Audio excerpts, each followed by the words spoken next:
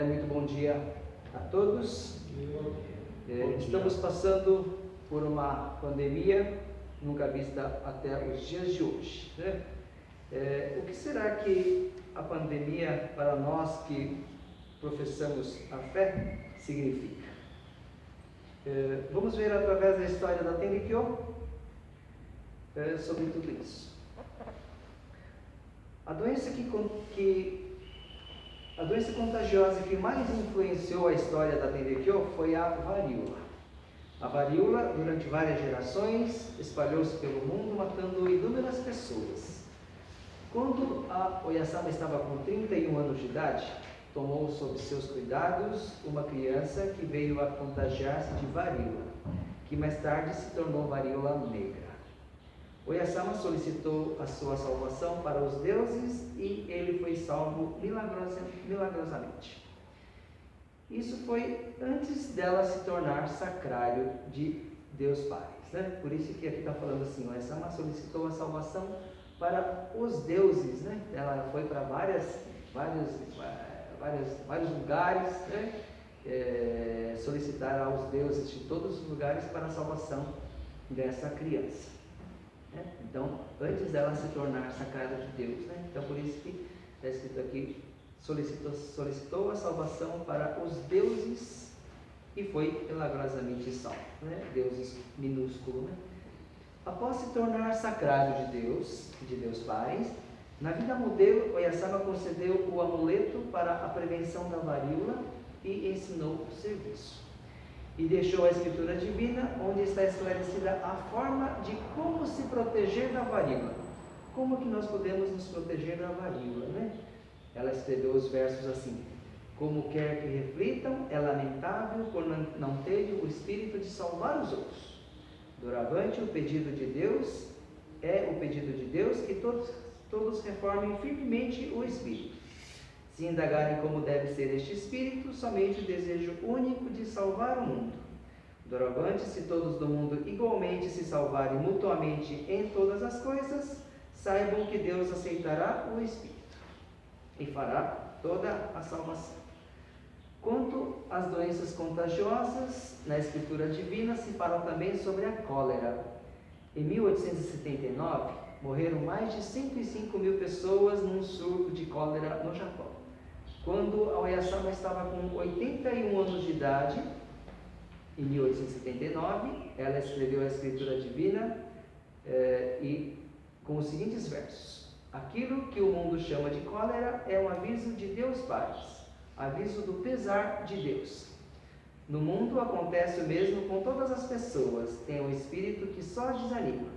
Doravante, reformando firmemente o espírito, torne-no repleto de alegria. Deus criou os seres humanos por desejar ver o viver alegre e feliz. Então, através da epidemia, Deus Pai nos faz entender o quanto a sua impaciência já está acumulada. Sem conhecermos a profunda intenção de Deus Pai, estamos apenas acumulando poeiras no nosso coração, sem alegria. Sendo assim, todos devemos reformar firmemente o nosso coração, animar e vivermos repletos de alegria.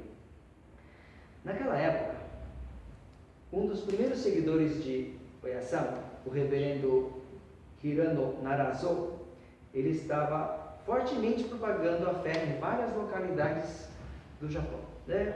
a várias pessoas. Hirano Narazo, conhecem essa pessoa? É aquela pessoa que ficou por mais de 4 horas sem respirar, dado como morto, mas graças ao serviço sagrado de solicitação que fizeram a ele, com toda a sinceridade, dançando esses 12 hinos por 3 vezes, dançaram os 12 hinos, fizeram a oferenda, dançaram os 12 hinos, tiraram a oferenda, dançaram os 12 hinos, fizeram a oferenda mais uma vez, dançaram os 12 hinos 3 vezes, né? E teve a sua respiração de volta e foi salvo pela Oyasama.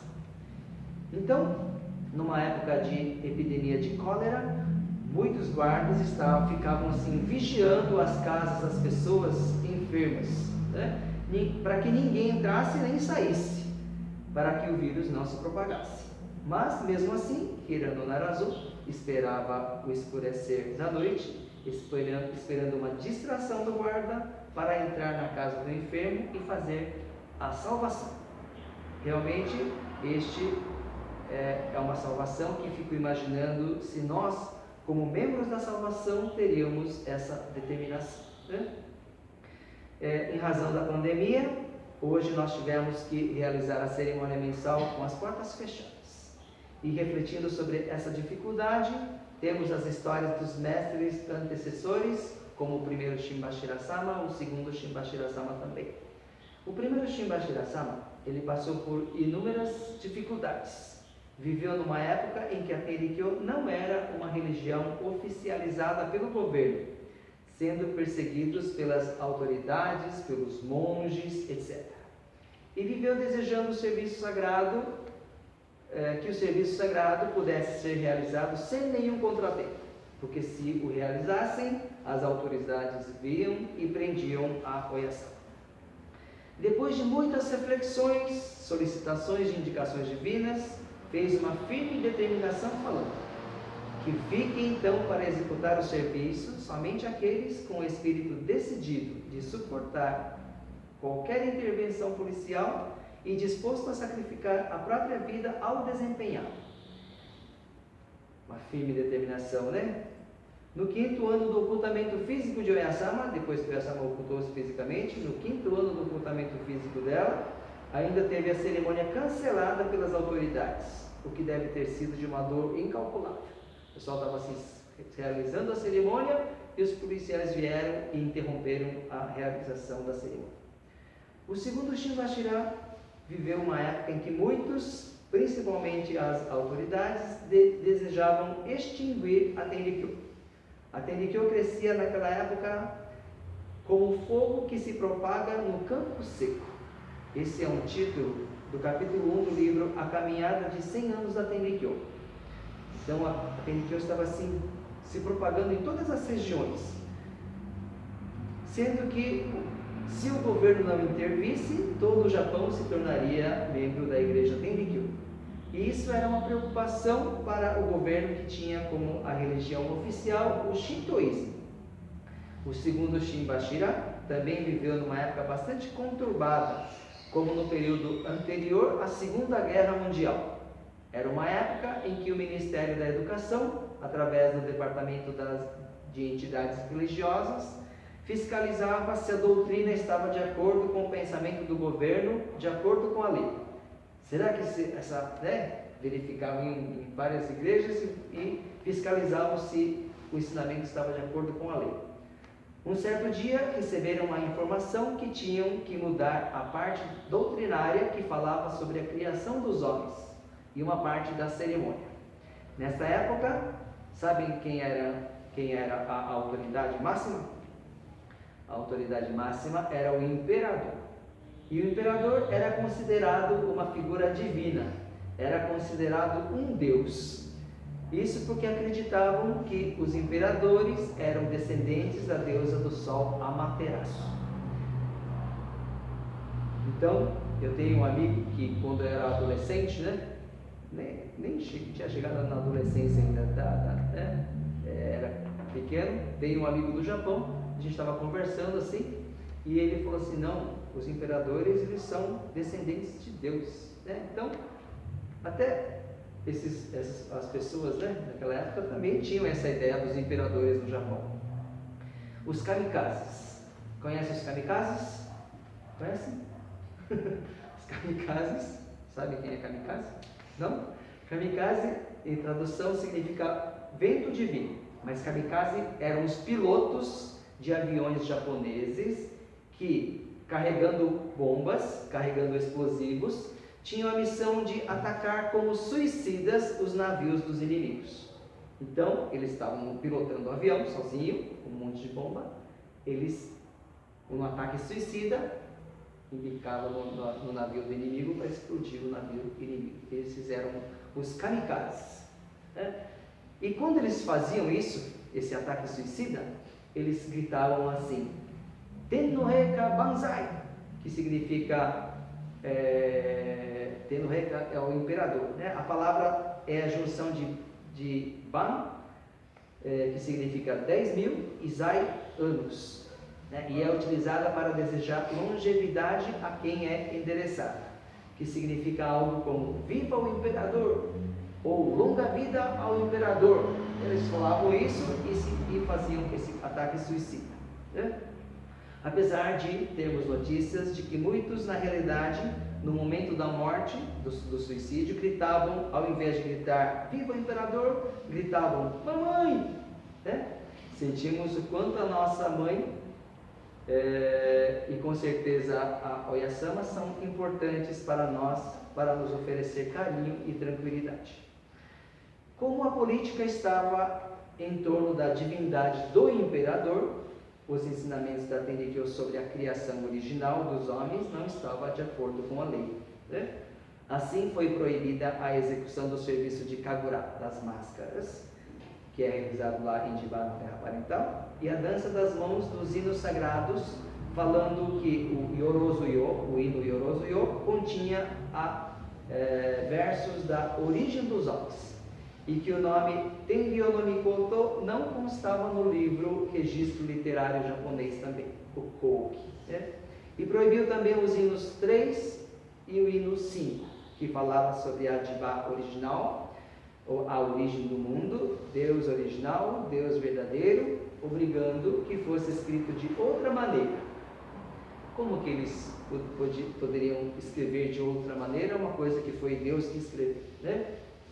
Então, naquela época foi publicado o livro dos hinos sagrados, sem os hinos do Yorozuyo, hino 3 e o hino 5. Desde então, o serviço sagrado foi executado sem estes hinos até setembro de 1945. Por que será 1945? Nós vamos ver mais tarde, um pouquinho mais para frente.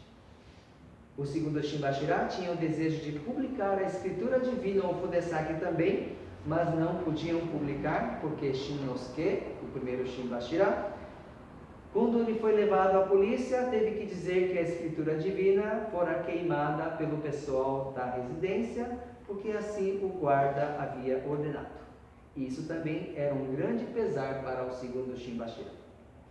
A política shintoísta durou até o final da Segunda Guerra Mundial, em 1945, né? Até o término da guerra. Com o fim da guerra, o povo japonês ouviu pela primeira vez a voz do imperador japonês, que transmitiu a declaração de que o Japão tinha assinado a rendição, pondo fim à guerra. E dessa forma, as pessoas asseguraram o direito de ter a liberdade de professar qualquer ensinamento livremente. E nós também somos livres para professar qualquer fé sem nenhuma intervenção. Fazemos o que desejamos, mas mesmo assim, há pessoas que reclamam em fazer os serviços e atividades da igreja, muitas vezes dizendo não ter tempo para fazer a salvação, né? Deus Pai está nos mostrando esta pandemia, onde as autoridades solicitam a execução do serviço sagrado com as portas fechadas, e também de todas as outras atividades para que nós possamos fazer uma profunda reflexão. Antes de iniciar a cerimônia do dia de hoje, eu falei para as pessoas que iriam participar o seguinte: em 1899, quando houve o surto da peste no Japão, pela primeira vez o governo estabeleceu o adiamento da grande cerimônia de outubro, com o intuito de impedir a propagação da doença. Nesse momento, ao consultar a indicação divina através de Iburizo, foi permitido o adiamento da cerimônia. Porém, Deus advertiu que aceitaria somente o espírito sincero de todos. Mesmo que realizassem o serviço perfeitamente, nada adiantaria se o fizessem com espírito egocêntrico. Então solicitei a todos para que fizessem com espírito animado e radiante. Muitas vezes ficamos desanimados vendo as notícias do dia a dia, mas como seguidor do caminho, gostaria de fazer uma reflexão sobre a intenção de Deus Pai. Sem nos deixar levar pela apreensão da sociedade e pela preocupação das pessoas, é de se desejar que cada um direcione o espírito a Deus. Para recebermos a graça desse grande nó, é muito importante que o espírito de todos os seguidores do caminho estejam unidos, empenhados em corresponder ao desejo de Deus, que é a dedicação à salvação, a dedicação sincera à salvação. Alguns trechos desse texto foi retirado do jornal Tenbi de Rô, da sede, e foi adaptado para o informativo da Igreja de Surrapuri no dia de hoje. Agradeço a todos pela presença no dia de hoje e gostaria de encerrar a cerimônia fazendo uma reverência. Muito obrigado a todos.